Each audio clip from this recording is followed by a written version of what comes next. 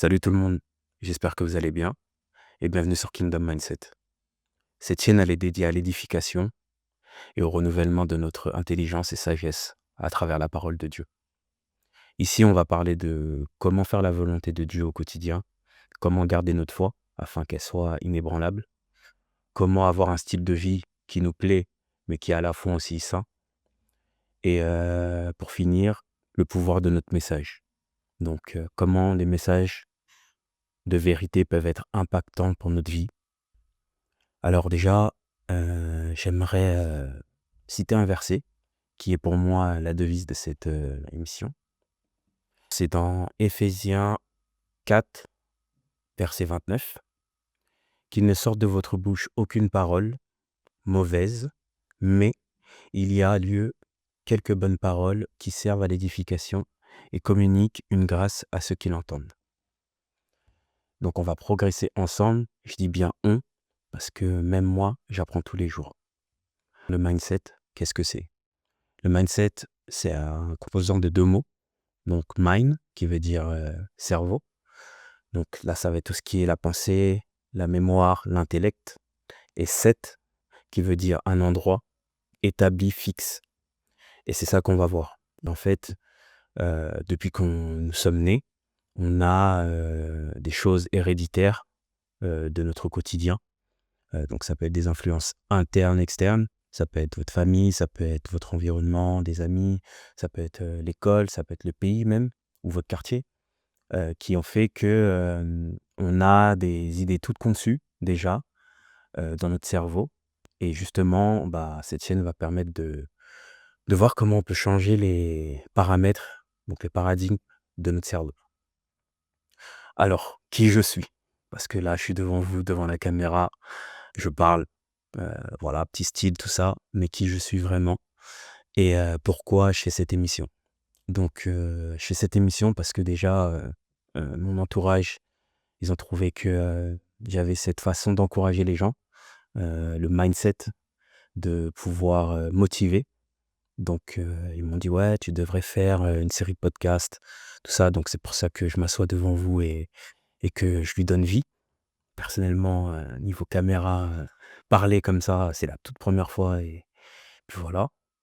Mais, derrière, moi je m'appelle Rabbi, Rabbi Luzolo. Rabbi, ça veut dire maître dans la Bible, et ça veut dire aussi un guide de la foi, donc qui enseigne la foi aux autres. Pour mon témoignage personnel, j'ai mes parents, qui sont congolais, qui ont décidé, de m'appeler Rabbi, parce que c'était tous les 2 bah, chrétiens, évangélistes, et donc de là, bah, j'ai commencé à grandir, tout ça, j'ai fait mon train de vie. Ils m'ont conseillé par rapport à la parole de Dieu et aussi des conseils de la vie de tous les jours. Mais, en grandissant, moi, j'avais l'impression qu'il y avait un écart générationnel entre eux et moi, par rapport à l'avancée technologique, par rapport à ce que je faisais, par rapport à mon entourage. Justement, c'est ce que je disais tout à l'heure, héréditaire, social, les influences, et donc, du coup, j'avais pas la même perception qu'eux. Donc même s'ils me disaient des conseils pertinents, je me disais: «Bon, je vais faire un peu à ma sauce, quoi». Et de là, en fait, pendant 10 ans, j'ai travaillé dans l'événementiel, donc dans tout ce qui est boîte de nuit, restaurant festif, plage festive, event privé, donc vraiment la fête à fond, à fond, à fond, et bah, dans ce milieu-là, voilà, je fais des rencontres et tout, je rencontre des bonnes personnes, tout ça, mais moi, personnellement, je vais, avoir, tendance à banaliser mes excès, et ces excès, bah, ça va être, la dépendance à l'alcool. Franchement, dès que je sortais, ça disait: «Ouais, on va se limiter à un verre», mais ça partait en 10, 15 verres, pas de limite. Derrière aussi, j'avais, la fornication. Donc la fornication, pour ceux qui savent pas, c'est, le fait d'avoir des relations diverses avec, des femmes ou hommes, si vous êtes une femme, s'il y a des femmes qui regardent cette émission, bien sûr. Mais voilà, des relations diverses en n'étant pas en couple avec, et puis j'avais aussi, bah, la masturbation. Donc voilà, je vais vivre un peu avec tout ça, pendant un bon petit moment, Et ça va être un combat. Ça va être un combat, en fait. Moi, dans ma tête, je suis célibataire, je suis en mode je m'en fous. Donc, il y a de l'égoïsme dans ça. Il y a de l'égoïsme. Et je vais pas faire attention justement, en fait, au fait que j'ouvre des portes et je me bloque, en fait, ma destinée. J'ai un verset que je vais lire qui décrit très clairement, en fait, ce que ces désirs-là que j'avais et tout ça, la convoitise, qu'est-ce que ça représente, en fait, dans la Bible. Alors déjà, je commence avec Matthieu 5, pardon, verset 28, qui dit: «Moi, je vous dis», donc là, c'est Jésus qui parle, «que quiconque regarde une femme pour la convoiter a déjà commis l'adultère avec elle dans son cœur». Alors, peut-être que vous allez pas comprendre cette phrase, mais je vais vous donner un petit exemple. Ça va être par exemple t'as vu, tu es sur Instagram, tu es là, tu scrolles et tout, et tu vois une meuf, elle est fraîche. Tu es en mode: «Wesh, elle est fraîche», tout ça et tout. Donc déjà, dans ta réaction, tu peux dire une fille, elle est belle, mais si tu es en mode: «Ouais, elle est fraîche» et que tu convoites déjà son corps ou son aspect physique, et ben déjà, là, tu pèches. Rien que ça, même si tu as rien fait. Et après, tu vas poursuivre avec un like, tu vas poursuivre avec un partage à tes potes. Intérieurement, tu as déjà convoitisé cette personne. Donc, voilà, pour ceux qui font ça, faites attention parce que c'est très grave. Mais j'ai aussi un autre passage biblique que je dois lire et que là, ça représente vraiment, donc dans la globalité un peu ce que je parlais des œuvres de la chair, tous les désirs charnels qu'on a et que, en fait, si on fait pas attention, mentalement, on se met des idées alors qu'il y a pas lieu d'être. Il y a pas lieu d'être d'avoir ces idées-là. Donc je lis dans Galates 5, 19-21. Or, les œuvres de la chair sont se manifestent, hem, donc par l'impudicité, par l'impureté, la dissolution, l'idolâtrie, la magie, les inimitiés, les querelles, les jalousies, les animosités, les disputes, les divisions, les sectes, l'envie, l'ivrognerie, les excès de table et les choses, toutes ces choses semblables. Je vous dis d'avance, comme je l'ai déjà dit, que ceux qui commettent de telles choses n'hériteront pas du royaume de Dieu. Donc déjà dans cette liste-là, je pense, si vous regardez cette vidéo, il y a des choses dans lesquelles on se retrouve. Et en fait, moi, c'est ça. C'est qu'en fait, je vais avancer avec ça et jusqu'au Covid, donc le premier confinement, là où mes activités vont s'arrêter, donc plus de fêtes, plus de travail, l'événementiel, bah, clairement, c'était éteint, il y avait plus rien. Et en fait, je vais commencer à me dire: «Mais bon, comment je fais de l'argent? Comment je me renouvelle? Comment genre, qu'est-ce que je fais?» Et de là, bah, je m'intéresse un peu au développement personnel et à la psychologie humaine et je regarde des vidéos de gens qui parlent et je me dis: «Waouh, putain, c'est fort et tout, la mentale qu'ils ont, le mindset». Donc je commence à regarder plein de vidéos, plein de vidéos, plein de vidéos et en fait, intérieurement, il y a quelque chose qui me dit, «Tu fais bien de t'instruire avec tout ça, mais qu'en est-il de la parole?» En gros, de la parole de Dieu. Parce que c'est vrai, même si j'étais un pécheur, mais à côté de ça, mes parents, ils m'ont appris à prier, qui était Jésus. Même si j'avais pas cette compréhension-là, je savais que fallait prier, je savais qu'il fallait lire sa Bible et tout, je le faisais, mais voilà, sans vraiment, prendre conscience de ce que je faisais.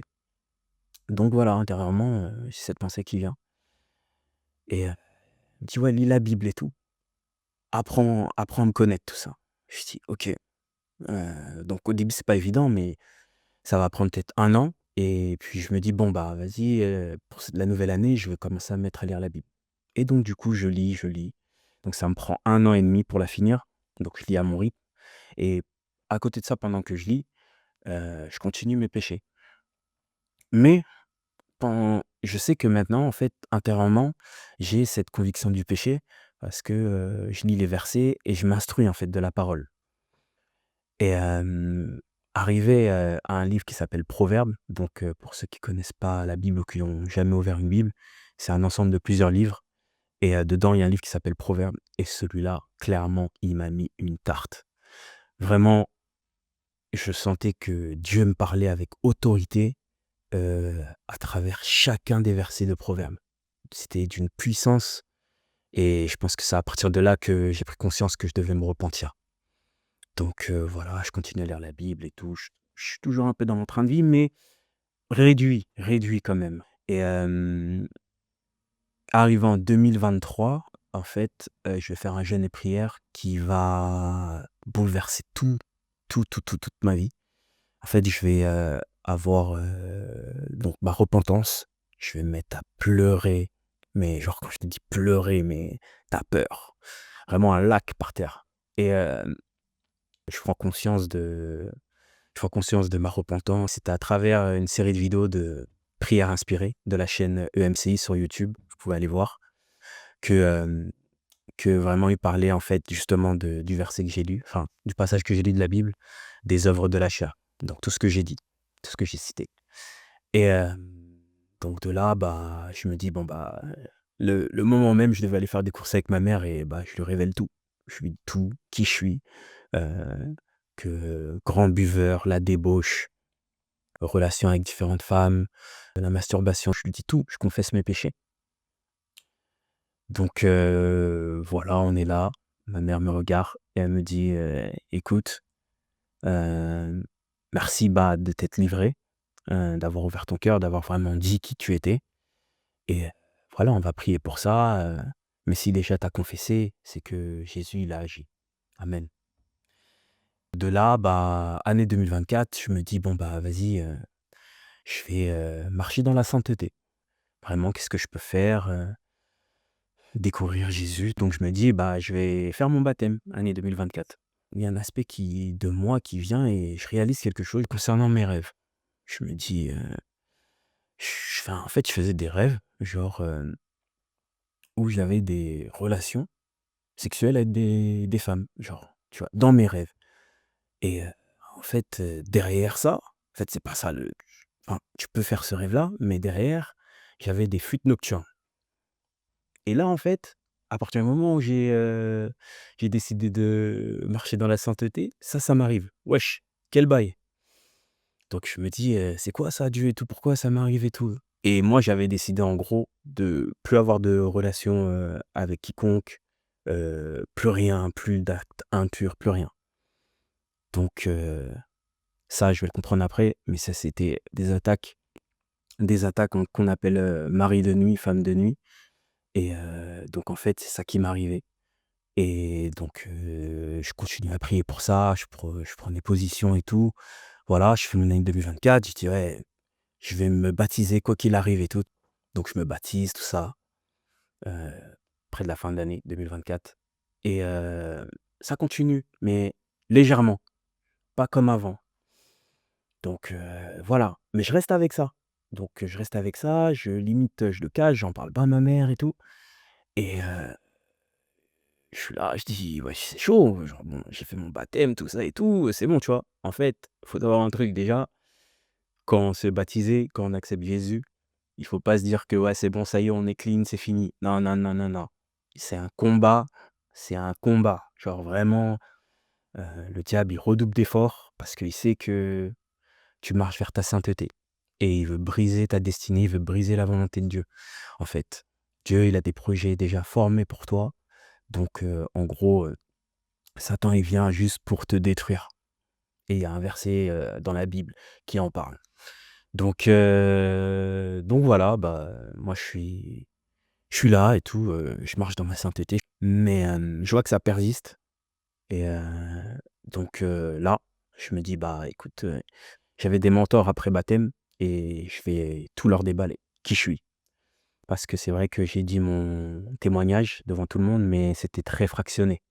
Là, je leur détaille comme je vous détaille, là dans la vidéo et donc du coup, bah, je le dis aussi à ma mère entre-temps, avant d'aller leur dire et donc avec ma mère, on prie tout ça et tout, on prend autorité, donc ça se calme. Après, je parle avec, mes mentors. Quand ça revient, je parle, je dis: «Bon, vas-y, là, je prends autorité, je vais en parler avec mes mentors».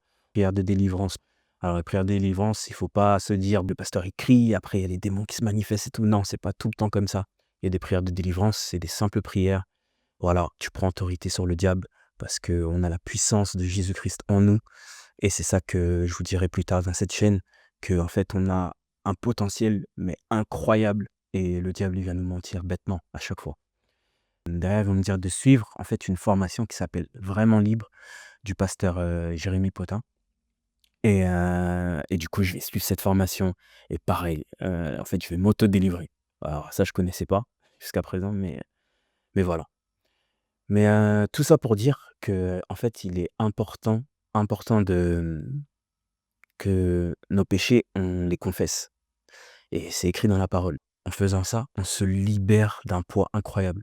C'est-à-dire des fois, on a des addictions, ça peut être des addictions, voilà, moi, c'était à l'alcool, mais ça peut être le tabac, ça peut être, une barre de chocolat, ça peut être n'importe quoi de tout quotidien et ben, en fait, il faut justement confesser. Il faut des fois, c'est au-dessus de nos forces et justement, bah, là, c'est pour ça qu'il y a Jésus en tant que recueil et pourquoi c'est important de les mettre en plein jour? J'ai un petit verset pour ça, qui en parle donc dans Romains 13, chapitre 13 donc verset 13-14 qui dit: «Marchons honnêtement, comme en plein jour, loin des excès et de l'ivrognerie, de la luxure, de l'impudicité, des querelles, des jalousies». Vous voyez? Là, ces mots-là, ils reviennent. Donc là, c'était dans Galates quand j'avais cité tout à l'heure. Là, ça revient. Mais revêtez-vous du Seigneur Jésus-Christ et ne vous mettez pas en souci de la chair, donc les désirs charnels, tout ça, pour satisfaire les convoitises. Vous voyez, je vous avais parlé de convoitise tout à l'heure. Le fait qu'avec les yeux, le fait de convoitiser quelqu'un, je vous ai parlé des femmes, mais ça peut être n'importe quoi. Ça peut être quelqu'un que tu vois passer avec une belle voiture, tu convoitises. En fait, si Dieu n'a pas mis et t'a pas donné la grâce d'avoir une belle voiture, s'il a d'autres projets pour toi, et que toi tu convoitises et que tu en fais une fixette et que même tu envies la personne qui a cette voiture, en fait, tu te condamnes. Donc c'est ça qu'en fait, il faut changer. Et donc derrière, j'aimerais rajouter dans Thessaloniciens, hem, dans le chapitre 5 bien sûr et verset, 8 qui dit en fait: «Mais nous qui sommes du jour, soyons sobres». Donc voilà, déjà ça m'a parlé fort parce que, voilà, j'étais pas tout le temps sobre, dessous, vodka Red Bull. Ayant revêtu de la cuirasse de la foi, donc comme je l'ai dit au début, on va parler de foi ici sur cette chaîne et de l'amour. L'amour aussi de Dieu est incroyable. Dieu est amour. Ça veut dire le mot amour, c'est Dieu. Ça, retenez bien. On va revenir dessus. Et ayant pour casque l'espérance du salut. Donc c'est ça. Le salut, c'est te repentir de tes péchés et accepter, Jésus-Christ dans ta vie comme Seigneur et Sauveur. Donc voilà, un peu, après mon baptême, donc aujourd'hui, je suis délivré, aujourd'hui, je me sens bien, aujourd'hui, j'ai la paix. L'effet d'avoir lu, pardon, la parole de Dieu, la Bible en entier, ça m'a fortifié, ça m'a forgé sur plein de trucs. Je me sens grandi et surtout, j'ai compris que c'était quoi mon combat. Parce qu'en fait, le péché, il faut savoir qu'en fait, ça veut dire rater la cible. Pécher, le mot péché veut dire rater sa cible. Ça veut dire à chaque fois que tu pêches, tu rates ta cible. Ça veut dire que quand tu sors et tu bois et que demain, tu as un taf et que demain, tu as des obligations et tout, tu es sorti, tu as bu, tu as fait la chava, mais quand tu es rentré à 6 heures du matin et que tu dois te lever à 9 heures et que tu as des engagements et que tu as un projet, c'est pour ta vie future, ton héritage, tes enfants et tout, et que derrière, tu assumes pas et que tu te réveilles à 15 heures, tu as raté la cible, tu as raté ton objectif. Et ça peut être pour plein de choses. Ça veut dire, tu as un objectif de perdre du poids, 10 kilos, mais derrière, tu manges mal. Tu as raté ta cible. Et c'est ça le péché. Et donc voilà, j'ai compris mon combat, j'ai compris, qui était Dieu, j'ai compris ce que Jésus a fait, à la croix pour moi et en fait, le combat, c'est le diable. C'est le diable qui est là, qui rôde, qui parle dans nos pensées, qui veut juste nous ralentir. Il veut juste nous ralentir et c'est lui qu'il faut cibler et ça, j'ai mis du temps à comprendre, mais aujourd'hui, je le comprends et je livre un autre combat qui est différent dans la prière. Donc donc voilà qui j'étais pendant 10 ans, ce que je faisais, comment je me conduisais et par la grâce de Dieu, je m'améliore et je vous souhaite aussi de vous améliorer et je veux finir en fait par, ce que les promesses que Dieu a pour nous. Que des fois on se dit: «Oui, on prie», mais en fait on prie l'argent, on prie, les choses de ce monde, tout ce qui est passager, au final, quand tu meurs, t'embarques rien avec toi. Mais faut savoir que tout est esprit. Et c'est ton esprit, l'investissement. Tu dois investir en ton esprit. Et pour ça, il n'y a que Dieu qui peut t'aider. Il est venu sur la terre et il nous a très bien montré comment avoir un bon mindset, avoir un bon caractère, avoir les bons paradigmes pour vivre pleinement notre vie maintenant. Maintenant. Pas quand on meurt. Maintenant, on peut vivre pleinement notre vie. Et c'est ça le mindset. Donc, c'est quoi les fruits qui nous promet, les promesses qu'il nous promet par l'esprit et qu'on a déjà et qu'on a juste à venir prendre, se servir, prendre nos bénédictions, prendre autorité sur le diable et lui dire, écoute, t'as rien à faire là, c'est pas chez toi. Donc, dans Galates 5, 22 jusqu'à 25, mais le fruit de l'esprit, c'est l'amour, la joie, la paix, la patience, la bonté, la bénitude, la fidélité, la douceur, la tempérance. Donc les lois spirituelles ne sont pas contre ça. Elles sont favorables à ça. Donc des fois on se dit ouais mais en fait dans la religion faut pas boire, faut pas. Non.